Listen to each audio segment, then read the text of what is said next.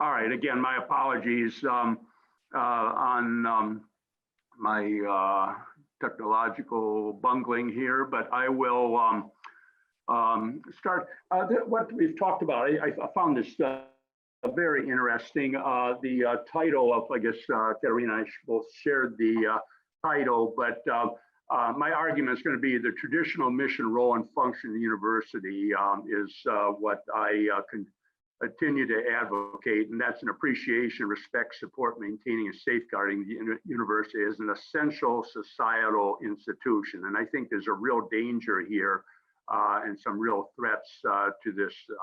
There. Considerable rationale exists today to suggest that global society is in the midst of a revolution. I do not use that word lightly. There's, a new toothpaste is not a revolution. Products or whatever, but a revolution, I think, is very definitely existing. It's fundamentally changing us as humans. Changes being caused by advances in communication technology. And it's changing us at least 4 dimensions. One, socially, and I think there's evidence here of ample evidence of what we've just heard, which electronic channels of communication are replacing face-to-face communication, not just from Charlotte, North Carolina, Tomes, but in our own campuses, our own environments, our own physical environments. Politically, in which power differentials are being flattened simply because of people's access to communication technology, and sometimes juxtaposed, where power, whether it would be a government or a corporation, whatever power was being juxtaposed and flattened at the very least, but sometimes juxtaposed with unpredictable power emanating quickly from unrecognized and unseen sources. And without elaboration, I think you can think of examples of that. Then economically, in which information may appear inexpensive, and it is inexpensive, whether it's Zoom or something, a smartphone or whatever. You say, look what I can do with this. I can access a newspaper in Singapore. I can, whatever. But it appears expensive to send and to receive, which it is. But it's also created a greed for this information, and greed might be too much of a pejorative word, but just kind of like, hey, this is really neat. I want this. That ironically can enslave consumers, both financially and through an inordinate demands of their time. I know, as I've heard on interviews on news where people talk about their financial hardship, and they'll say, well, I got to pay the rent, yeah? And then the second thing they'll say is, I got to pay my phone bill. Now, 20 years ago, 30 years ago, that would have been, okay, I probably should make a car payment so it doesn't get repossessed, or buy some groceries. But it's very much, there's a whole new set of needs that people have that at one level are very inexpensive. In other words, your smartphone replaces a landline or whatever. But nevertheless, it's when you think about, I had a student a couple of decades ago, a former student, who said that his first house payment was less than he was paying for phone bills for he and his kids, and that for him. And he said, my whole house payment before was less than this. And then through the demands of their time, I'm embarrassed of my ritual. I'll check my university email, email the university where I'm an emeritus, and I'll do a little bit of, checking the news and Facebook, Twitter, social news media, et cetera, like that. And sometimes I'm horrified. I'll leave my office or at home, and I'll think, what work did I get it done today? And I don't know. I read this New York Times article, or I read this, but yet I'm not nearly as productive in that respect as I like to think, simply because I'm busy all the time on computers and the amount of screen time. I heard a figure the other day, which I won't vouch for, but it was a good source that I think younger children, I think in the single-digit age or so forth, like 7 to 10 hours a day of screen time. Of course, that involves school now and so forth, but I'm sure it also involves TikTok and so forth. And then culturally, in which a global culture is emerging, has for some time, but not only consumer taste, like, okay, I'm in the Middle East, I got a BMW, or I'm in the Pacific Rim, I got a BMW, or so forth, but melding of traditions and values. Now they have a little choice, either meld, or one attempts to subsume the other or so forth. But this is significant what communication technology is doing it, and it's doing it so silently that sometimes, you know, it's just like, yeah, that's happened, but you don't really fully appreciate it. Okay, we're in the fourth industrial revolution, a term that you've used. And what I think kind of a meta point here is, now I won't put that much importance on it, but what's happening and what this global pandemic, like, oh, look, we got to do this, we got to do that, we got to go to online learning, we don't want you in the office, et cetera, et cetera. It didn't really cause this in the sense I'm talking about. It only accelerated. This is accelerated and compressed the time frame of this revolution, which was inevitable. I'll say somebody, some IT person in Cupertino and Silicon Valley, he works all night, 3 a.m. He said, I can make this. The next morning, the vice president of marketing says, I can sell this. And 2 months later, some kid in Nebraska, some high school kid says, hey, I want this. And it has tremendous implications. So this revolution, and I use the word revolution, is fundamentally changing us as humans and being caused by advances in communication technology, which is intervening variable that creating this. And one indicator of a revolution is an individual's ability to ignore it. Can I not do this? Now, I too purposely, I won't buy a car unless that particular platforms have been around for several years. Anything new, I wait. And sure enough, pretty soon, like, you know, 6 months later, people say, oh, this doesn't work so good, et cetera. And I'm probably the only one in Charlotte, Mecklenburg County, North Carolina, or probably all of Russia. This is my phone. It's a flip phone. Someday I'll get a smartphone, but right now I say, do I need it? And of course, if people look at me like, you know, I'm a dinosaur, which I am in many respects. But the thing is that you can't ignore it. Everything, go to our website, order this online, do this, etc. I don't want to do that. Well, then, you know, go in the woods somewhere and be a hermit, because you can't live in today's world without this unless you want to go into total isolation. So if you wish to meaningfully participate in civil society, this technology not only ostensibly facilitates it, but it does, but it's made requisite by those who assume everyone has and wants access to this technology. Okay, today's rapidly and chaotically evolving communication technologies, the primary intervening variable is creating globalism and globalization, as well as its obverse, multiculturalism. Now, multiculturalism has always existed, of course, but we didn't have to really have that much contact. You know, I don't even know anybody in Kuala Lumpur, you know, so I don't worry about it.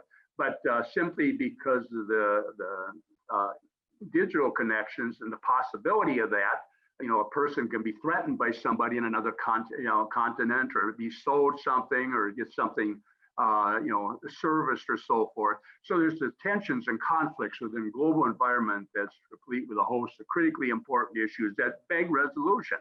These immense societal changes of societal implications that are inadequately understood. I don't think we really, and I include myself in this probably most of all, I don't really understand what's going on. I mean, this is important.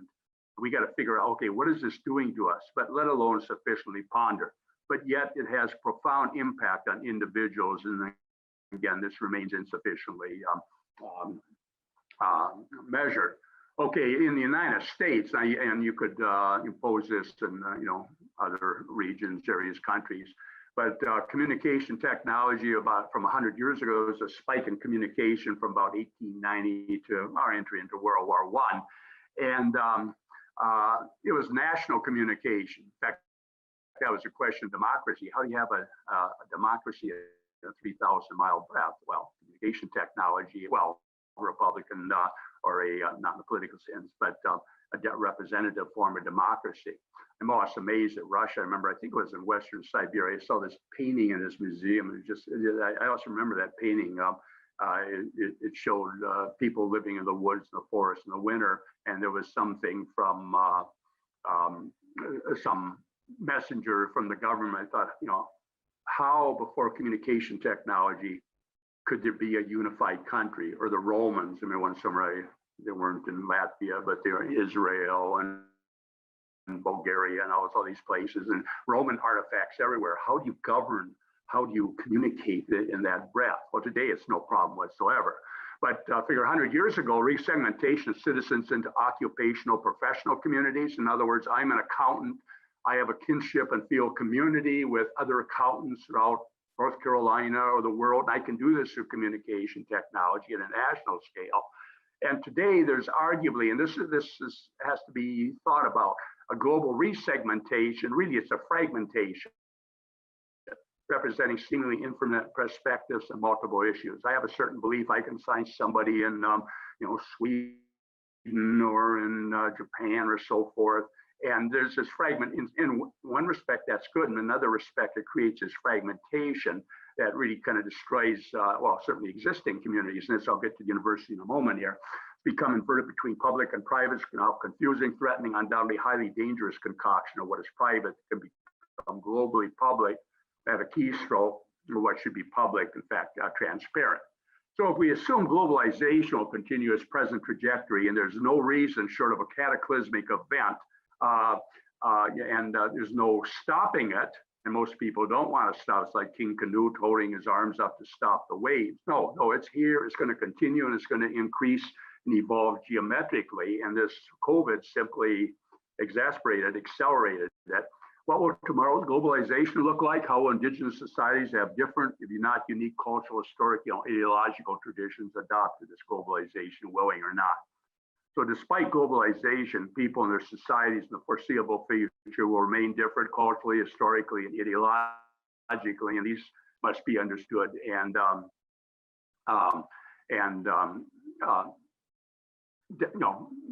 understood first of all, and then reconciled, like, okay, how their problems, how we resolve it. What about the university? And this I find troubling in some ways, but it's also inevitable. I argue, as I noted, for the traditional historic mission, role, and function of the university is, and this is what's important, the university as it exists, and I know I'm including, I'm not being precise there, it's an essential societal institution. And in that sense, it must be protected, it must be safeguarded for the benefit of whom? Society at large. Its primary role and function include helping students, of course, that's what we do. It's our revenue stream to prepare to become responsible, productive global citizens, not only in their nation states, but globally. Engage leaders. Some of them, many of them will emerge as leaders, or they will in their professional areas, and to prepare them for career options. However, our students, and the students in the audience probably won't particularly hearing this, are they the product or the consumers? There's a tremendous, and has been in, well, many places throughout the world, this idea of the student as consumer. And at one level they are, certainly, but really what the students are the products. In other words, when you get your degree, when you've had your university experience, we expect you to be a member of a productive member of civil society. We expect you to contribute to the economy. We expect you to do what we prepare you to do here. So the university's mission, however, is to serve the needs, and this is my argument, its primary stakeholder in that society at large, which is part. And how do we do this? Well, it should be the pinnacle of excellence in all areas of the arts and humanities and of science. In other words, hey, where do you find this? Where's the thinking? It's at the university. And of course, there are other places there, but really that's what the university should symbolize. We're the custodian and the producer of knowledge, but also culture, history, values, traditions within a safe and identifiable environment. And of course, this gets challenged right now simply because is a virtual environment an identifiable environment? Well, in many ways, it is not. Put me on campus and I'll say, hey, this is our university. Our campus never looked better because everything was clean and no traffic and it's, my gosh, everything is so hygienic now and it's really there, but it has to be an identifiable environment as a university. And we should be a community of learned people and a laboratory for the ideal functioning of such a community. I always raise this point when faculty bicker and argue and have conflict and everything is, okay, we're highly educated people and we're a community. If we can't get along, if we can't figure out these problems, how do you expect the rest of the world to do this? We should be a John Dewey embryonic community, but also we should represent if we can't function as a community, then whom else should we expect to do so? And then a marketplace of a new and conflicting is important here. And the environment where they can conflict in a safe environment and productive and values. And what are the values? I'll get to that in a moment here. Education prepares responsible citizens and productive workers, whatever. So the university has other stakeholders, and this is what much of the issue is now. Government, even though university to a greater or lesser extent is funded by the government, and the government certainly a stakeholder, certainly in performing our mission, but nevertheless, how much government control at several levels. I won't get a chance to explain that sufficiently. Corporations, of course, and that came up in some of this. What should be the relationship of corporations, or the corporation, the university itself as a business? These are very difficult questions, and you can now see arguments in various ways. And then, of course, NGOs, CSOs, non-government organizations, civil society organizations. But these are questions that COVID-19 has really exacerbated. It's really, like I say, it's accelerated something that we kind of know is happening, something that inevitably is happening, but all of a sudden, boy, we gotta, maybe would have given this a few months or a few, maybe years trial, but now we are thinking about things, and it's forcing us to do things that has tremendous implications, have tremendous variance with maybe our historical role. So can the university just present or in another form? And I'm open to another form. Well, I'm not open to another form, my earlier comments, but be sustainable in the fourth industrial revolution. If so, how? Should the university be political? And by that, I mean not just following the dictates of the government, but I had a parent email me, and he said that he kept hearing, he had, I think, 3 kids in college in different universities. And he said, I want to thank you because I've been reading how university faculty try to indoctrinate the students. And he said, I asked my son in was my class, does your professor do that? And he says, no. He said, in fact, the first day of class, he said, if you can discern what my politics are, I have failed. In other words, I present knowledge, I present if they're professional values and why these values exist, but I do not impose my political beliefs on students, because that's not my role. That's not my role the way I see it. So, and that's what I mean by political and ideological. Beliefs and values, certainly we do have beliefs and values, but they're values as a learned society, as a, depending on, liberal democracy, if such is the case, or whatever.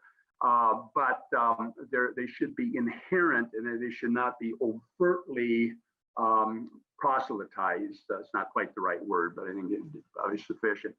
Should the university depend on stakeholders who compromise its mission? Very big question.